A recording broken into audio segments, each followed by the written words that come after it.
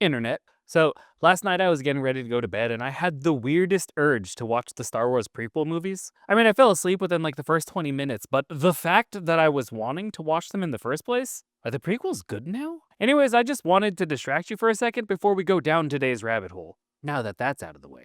Today, we're talking about YouTuber Cameron Kizer not posting his crimes online, but changing it up and posting about his crime right after he did it, allegedly. Twitch has been caught charging users for subscriptions to banned and deleted accounts, and a nightclub's roof collapsed on the venue, ending the lives of at least 79 individuals and leaving hundreds injured. All in this, I thought the world was supposed to be a happy place. Episode of... But before we start, make sure you smash that subscribe button so you never miss a bit about the world around you. And this is the part where I usually call you a bit. 19-year-old YouTuber Cameron Kizer Jr. has been charged with the July 2024 murder of 20-year-old Jathan Maxwell. In July of 2024, someone called Fort Wayne Dispatch around midnight to report a relative had just been shot and killed. For over 8 months, the case sat unsolved until police recently charged 19-year-old YouTuber Cameron Kizer with murder. According to investigators, what helped break the case was that Kizer himself may have left some clues. Guess where? Online. I just wonder why. Why not keep your crimes private? I don't know. Wild. Shortly after the shooting, court documents say that Kizer posted the phrase headshot on social media. Then just hours later, he uploaded a rap video to YouTube where he allegedly bragged about killing someone. You can see my amusement all over my face. In the video, police say he rapped, "I gotta finish the beat they started. You get a low on bro, then call me." Authorities say that video directly alluded to the murder. And of course, there's more. A witness had told police Kizer had been threatening the victim, Jathan Maxwell, in the weeks leading up to the shooting. Some of those threats reportedly appeared online. A female witness also admitted that Kizer asked her to help set up Maxwell for a robbery, and several of his friends allegedly helped him get a stolen car to flee the scene. Now, prosecutors are building a case around premeditation and conspiracy. At the time of his arrest, Kizer was already in prison on unrelated battery charges. That might explain why the arrest didn't happen sooner, but the digital evidence, especially the video, seems to have shifted the investigation into high gear. Actually, just to continue this theme of influencers in jail for doing dumb things really quick, last month, YouTuber Eric Conover appeared in court after allegedly trying to run an officer over with his Jeep. He denied everything, calling the case a massive misunderstanding and claiming that he's not even the person they think he is. He also made some bizarre statement about eviscerating people with his intelligence. Which, if you watch that side of YouTube, the word eviscerate is just used for the most lackluster clickbait videos now. Basically, it doesn't mean shit anymore. Together, these cases join the ranks of that strange yet frankly stupid pattern, creators committing crimes and keeping up that it's all just a performance. Things that count as content nowadays make me sad.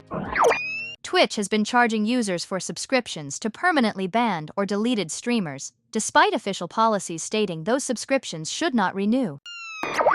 When Twitch says banned streamers can't earn money on the platform, what they really mean to say is, unless we forgot to flip the switch. Despite publicly promising that subscriptions won't renew after permanent ban, multiple streamers, some banned for months, others since 2022, say they've continued to receive subscription payouts. And users? Yeah, they're still getting charged. Streamers have described the practice as deceptive, and Twitch's response has done absolutely nothing to calm the backlash. The company labeled these instances as edge cases. Edging. And claimed that they're working to fix them, but that hasn't come with any transparency about how common they are or why they're happening in the first place. And like I said, it's not just the banned streamers. Some who have gone so far as to delete their accounts are still receiving these payouts, while their subscribers still get access to sub-only perks like emotes. I mean, if an account doesn't exist, that shouldn't be possible, right? Twitch confirmed that both banned and deleted channels are supposed to have all subs canceled, but clearly, something's broken. Even more troubling is Twitch's refusal to refund users who ask for their money back. One customer said Twitch declined to even review the refund, citing policy. Others report Twitch closing tickets with generic, unhelpful responses. Which, let's be honest, those things are always generic and incredibly unhelpful. For a company that depends on subscription revenue, especially after shifting all creators to a 50-50 split and raising prices, this reeks of negligence, or worse, indifference. If these so-called edge cases are actually widespread, they could fall under a dark patterns classification, deceptive practices, and subscription and cancellation flows. That's the same framework used to challenge Amazon and Adobe in past cases. The platform's financial picture only adds more to the context. Despite generating $2 billion in 2024, Twitch reported losses and laid off about 35% of its workforce. And with sub prices climbing, users are paying more while getting less, or in this case, getting charged for channels that don't exist. The situation leaves a lot of unanswered questions. How many users were affected? How much money has Twitch pocketed from these ghost subscriptions? And why doesn't a billion-dollar company not have a system to prevent this kind of thing from happening, or at very least alert users when it does? I mean, I think we all know the answer to that question. Greedy fucks! Twitch calls these isolated bugs. But when the same bug shows up for years across dozens of accounts and hits your wallet, sounds a little more like a feature, doesn't it? I intentionally put my tattoo in frame. That's right. A roof collapse at the iconic Jet Set nightclub in Santo Domingo has killed at least 79 people and injured over 220. The disaster occurred during a live performance, and rescue operations are ongoing as officials search for survivors. The collapse of Jet Set nightclub in Santo Domingo killed at least 79 people as of recording and injured over 220 during what was supposed to be a regular Monday night concert. Approximately 300 people were inside when the roof gave way as merengue icon Ruby Perez and his orchestra performed. Perez's status as of recording is still unconfirmed. Rescue teams are now continuing to search the rubble. Video footage of the venue shows the exact moment things went wrong.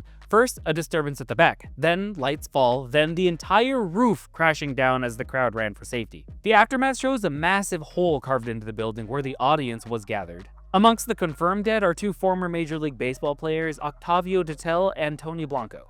Detel was pulled from the rubble alive, but sadly died on the way to the hospital according to the Emergency Operations Center. Blanco's death was confirmed by the MLB and the Dominican Sports Ministry.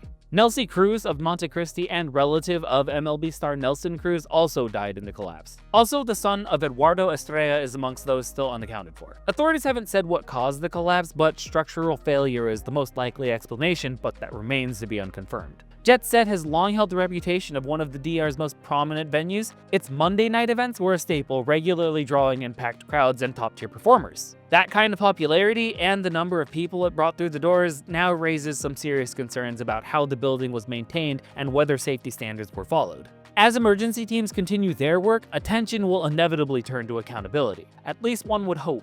Questions around structural integrity, oversight, and compliance with safety have already started surfacing. For families still awaiting answers, the focus remains on finding loved ones, and for everyone else, the urgency now lies in making sure that this kind of disaster doesn't happen again. And on that bit of why can't anything nice ever happen, God, news, I'm gonna call it. If you made it all the way to the back end here, do me that favor and hit that like button. You know, help spread some news. Anyways, I'll catch you later.